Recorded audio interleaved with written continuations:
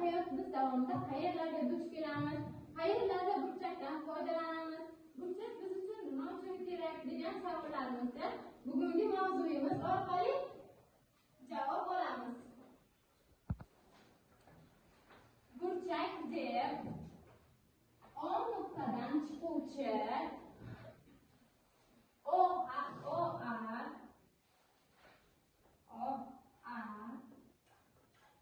hamda OB nurlarining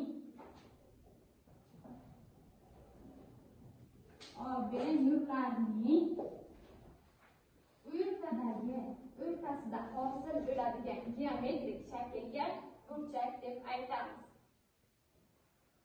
Demak, qaytaraman. Burchak deb uchi O nuqtadan chiquvchi OA hamda OB nurlarining ichki sohasidan iborat